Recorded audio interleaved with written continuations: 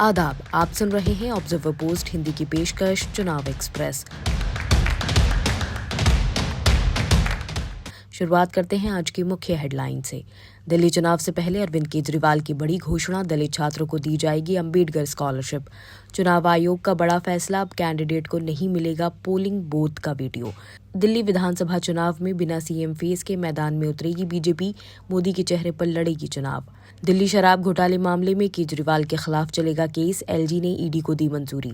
दिल्ली में विधानसभा चुनाव से पहले आपको झटका, ये दो नेता बीजेपी में शामिल। अब खबरें विस्तार से। केंद्रीय गृह मंत्री अमित शाह के बाबा साहेब अम्बेडकर को लेकर दिए गए बयान पर सियासी बवाल जारी है। इस मामले पर आपके मुखिया अरविंद केजरीवाल ने भी सवाल खड़े किए हैं।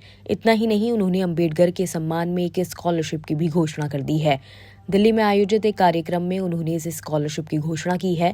केजरीवाल ने कार्यक्रम में कहा कि दलित समाज के छात्र जो विदेश में पढ़ाई करना चाहते हैं, उसको दिल्ली सरकार पूरा सहयोग देगी।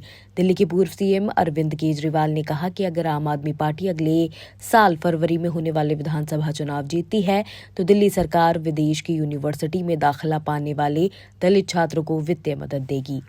चुनाव आयोग ने चुनावी नियमों में बदलाव किया है, जिसके बाद से वोटिंग सेंसर पर लगे सीसीटीवी फुटेज उम्मीदवारों और आम जनता को दिए जाने वाले डॉक्यूमेंट की श्रेणी में नहीं रखा जाएगा।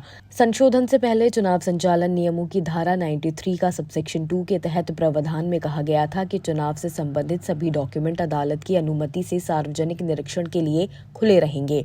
चुनाव आयोग के इस फैसले के बाद कांग्रेस प्रवक्ता जयराम रमेश ने कहा कि उनकी पार्टी इस संशोधन को अदालतों में चुनौती देगी। दिल्ली के मौजूदा राजनीतिक समीकरणों और पिछले अनुभव की वजह से बीजेपी इस बार मुख्यमंत्री का चेहरा घोषित किए बिना ही चुनाव मैदान में उतरने जा रही है। पार्टी सूत्रों का कहना है कि आम आदमी पार्टी की ओर से सीएम का चेहरा अरविंद केजरीवाल ही है। ऐसे में पार्टी चाहती है कि नेतृत्व के मामले में बीजेपी की ओर से तगड़ा चेहरा होना चाहिए। ऐसे में अगर सामूहिक नेतृत्व में पार्टी चुनाव मैदान में उतरती है तो खुद ही बीजेपी की ओर से प्रधानमंत्री नरेंद्र मोदी चेहरा हो जाएंगे। ऐसे में केजरीवाल के मुकाबले मोदी के चेहरे का दिल्ली में बड़ा फायदा मिलेगा।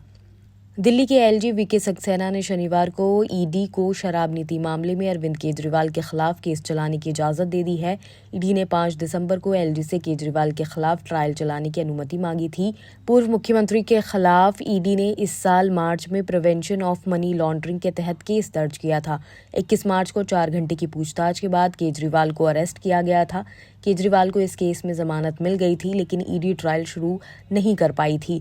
इधर केजरीवाल के खिलाफ केस चलाने की अनुमति पर आपके पूर्व डिप्टी सीएम मनीष सिसोदिया ने कहा, ईडी मंजूरी की कॉपी क्यों नहीं दिखा रही है।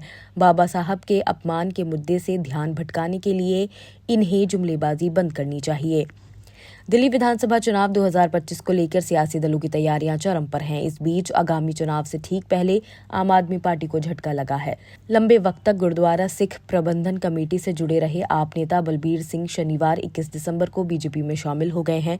वे दिल्ली सिख गुरुद्वारा प्रबंधन समिति के 6 बार सदस्य रहे हैं। दिल्ली बीजेपी अध्यक्ष वीरेंद्र सचदेवा और महासचिव आशीष सूद और केंद्रीय मंत्री हर्ष मल्होत्रा की उपस्थिति में उन्होंने बीजेपी का दामन थाम लिया। इसके साथ ही मुंडका से आम आदमी पार्टी के पूर्व विधायक डॉक्टर सुखवीर सिंह दलाल ने शनिवार को बीजेपी में शामिल हो गए और उन्होंने आप नेताओं पर काम ठीक से नहीं करने का आरोप लगाया। फिलहाल इस बुलेटिन में सिर्फ इतना ही। बाकी और खबरें देखने के लिए जुड़े रहिए ऑब्जर्वर पोस्ट।